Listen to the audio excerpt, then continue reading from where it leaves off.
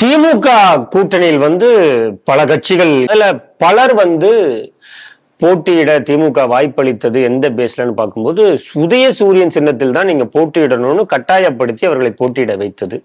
மதிமுக ஆகட்டும், அப்புறம் மனிதநேய மக்கள் கட்சி ஆகட்டும், சிதம்பரத்தில் வெற்றி பெற்ற தமிமுன் அன்சாரி, ஜவாஹிருல்லா, இவர்கள் எல்லாமே உதயசூரியன்ல தான் வெற்றி பெற்றிருக்கிறார்கள்.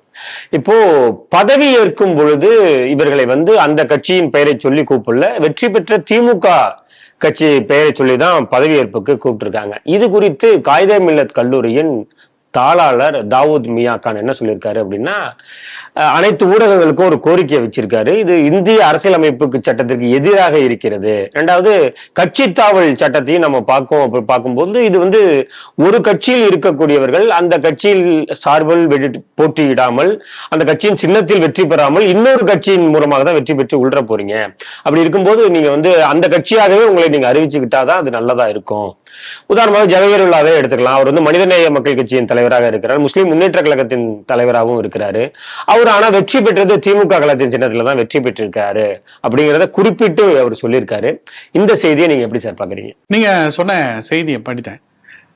காயிதே மில்லத்துடைய பேரன் தாவூத் மியா கான் அவர்கள் பத்திரிகையாளர்கள் அறிக்கை கொடுத்திருக்காங்க. என்ன சொல்றாருன்னா, மனிதநேய மக்கள் கட்சியுடைய தலைவரும் முஸ்லிம் முன்னேற்ற கழகத்துடைய தலைவருமான ஜாவஹிருல்லாவை தகுதி நீக்கம் செய்ய வேண்டும் அப்படின்னு சொல்லியிருக்காங்க. எதனால அப்படின்னு சொல்லும் போது, அவர் 2 கட்சியில தலைவராக இருக்காரு. இப்படி பார்க்கும்போது ஆபீஸ் ஆஃப் டூ ப்ராஃபிட்ன்ற மாதிரி ஒரு இதுவும் கோணத்துல பார்க்க வேண்டியதா இருக்கிறது. மேலும் அவர் சட்டமன்ற தேர்தலை சந்தித்தது திமுகவுடைய சின்னத்துல தான் சந்திச்சிருக்காரு. அப்படி இருக்கிறச்சு ஒரு கட்சியுடைய தலைவர் இன்னொரு கட்சியுடைய தேர்தல் சின்னத்துல நின்று அவர் வெற்றி பெறுகிறாரு. அப்ப நீங்க சட்டமன்றத்துல அவர் நீங்க அறிவிக்கும் போது என்ன சொல்றாரு, திமுக உறுப்பினர் தானே நீங்க அறிவிக்கணும் அப்படின்னு சொல்லி அவர் கேள்வி எழுப்பியிருக்கிறார்.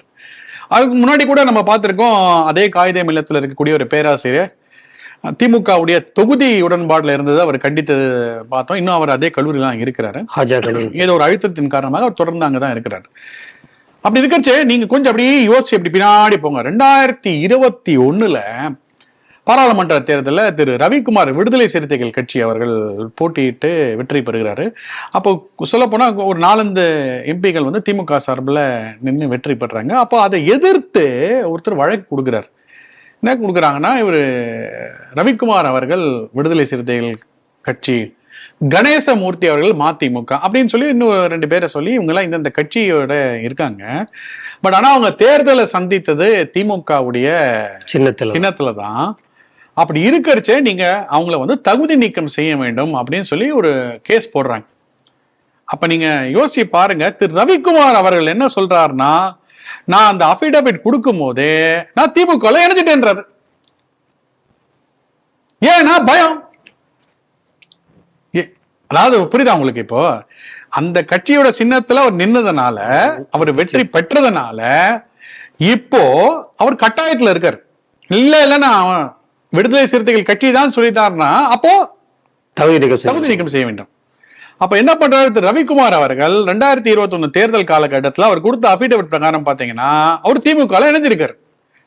அவர் எப்ப திமுக இணைந்தார்ன்றதுக்கு இணையம் விழாவும் இல்லை.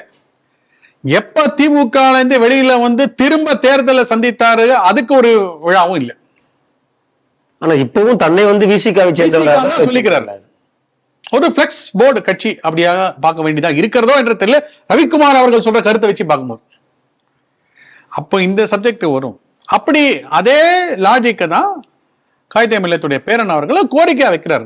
இது நம்ம ஒரு பொது மேடையில பார்க்கும்போது நியாயமா தான் இருக்கிற கோரிக்கை. ஏற்கனவே திரு ஜாவஹிருல்லா அவர்கள் மீது ஒரு வழக்கு நிலுவையில் இருக்கிறத நம்ம பார்த்துட்டு வரோம். அதுக்கான உயர்நீதிமன்றத்தில் என்ன அதுக்கான தீர்ப்பு வந்தது, அது மேல்முறையீடு போயிருக்கிறது, அது நிலுவையில் இருக்கிறது நம்ம பார்த்துட்டு வரோம். அப்படி இருக்கிறது அது ஒரு பக்கம் இருக்கட்டும். பட் இந்த கோர் பாயிண்ட்டுக்கு பதில் சொல்லிதான் ஆகணும். ஒன்றுலோ சபாநாயகர் அவர் டிசைட் பண்ணணும். இப்ப சபாநாயகர் எப்படி இப்படி நடக்கிறாருன்னா, இப்ப உட்கார்ந்து வாங்க வாங்க வாங்க அதிமுகவுடைய ரெசிக்னேஷன்லாம் வாங்க வாங்க வாங்கிக்கிறதுக்கு ரெடியா இருக்காரு. அது ஃபுல்லா அதை வாங்குறதுக்குன்னே தான் அவரோட வாங்குறதுக்குன்னே அவர் ரெடியா இருக்காரு. அதுவும் போட்டோ ஷூட் நடத்தி தான் கொடுக்குறாங்க. அது எல்லாம் வணக்கம் எல்லாம் வச்சு வாங்க உங்க ராஜினாமா கடிதத்தை கொடுங்க, வாங்கி வச்சுக்கிறேன் அப்படின்ட்டு. நீ எவ்வளோ கோடிகளான பணம் வந்து மக்கள் பணம் வந்து விரயமாகிறது. இங்கெல்லாம் வந்து ஒவ்வொரு முறையும் இது போன்ற எம்எல்ஏக்கள் ரிசைன் பண்ணிட்டு வேற கட்சியில சேரும்போது அந்த தொகுதி மக்களினுடைய நிலை என்னவா இருக்கும்? இந்த மாதிரி ஒரு கேண்டிடேட்டை நம்ம நம்பிக்கையின் பேர்ல தேர்ந்தெடுத்திருக்கோம், அவர் பாட்டுக்கு ரிசைன் பண்ணிட்டு அந்த கட்சியையும் சேர்ந்துதானே அந்த மக்கள் ஓட்டு போடுறாங்க. தனிப்பட்ட ஒருவர் மட்டும் இல்ல, அவர் எந்த கட்சியை சேர்ந்தவர் அப்படிங்கிறதையும் பார்த்துதான் ஓட்டு போடுறாங்க. அந்த கட்சியிலிருந்து தேர்ந்தெடுக்கப்பட்டவர்கள் ரிசைன் பண்ணிட்டு போகும்போது மீண்டும் எந்த தைரியத்துல அதே தொகுதியில் வேற ஒரு கட்சியின் சார்பாக வந்து ஓட்டு கேட்பாங்க? அது அரசியல் பிழைப்பு தான், நம்ம அதுக்குள்ள போகிறது விரும்பல. ஆனா நீங்க பாத்தீங்கன்னா சபாநாயகருடைய வேலை இந்த மாதிரி ராஜினாமா கடிதத்தை வாங்க முடியும். இந்த மாதிரி ஒரு ஜென்யூனான கோரிக்கை வந்திருக்கிறது. சபாநாயகர் வந்து அந்த ஆய்வை செய்து ரொம்ப தெளிவாக என்ன சட்டத்துக்கு இப்படி இருக்குன்றது ரொம்ப தெளிவுபடுத்தி கொடுத்திருக்காரு. சபாநாயகர் ரொம்ப படித்தவர், அவருக்கு இந்த விஷயம்லாம் நல்லா தெரியும் அவருக்கு. ஏன்னா ரொம்ப சுமூகமாக இந்த ராஜினாமாவெல்லாம் கையாளுறதை நம்ம பார்த்துட்டு வரோம். எப்படி ஒரு எதிர்ப்பு வந்தாலும் இந்த ராஜினாமா கடிதத்தை வந்து எப்படி அதுக்கான ஒரு தன்னிலை விளக்கத்தை கொடுக்கறதையும் நம்ம பார்க்கறோம். அப்படி இருக்கிறச்சு காயிதே மில்லத்துடைய பேரன் திரு தாவூத் மியாக்கானுடைய அந்த கோரிக்கையை சபாநாயகர் பரிசீலித்து அதற்கு ஏற்ற தகுந்த நியாயமான நடவடிக்கை எடுக்க வேண்டும் என்று கோரிக்கை வைக்கிறோம்.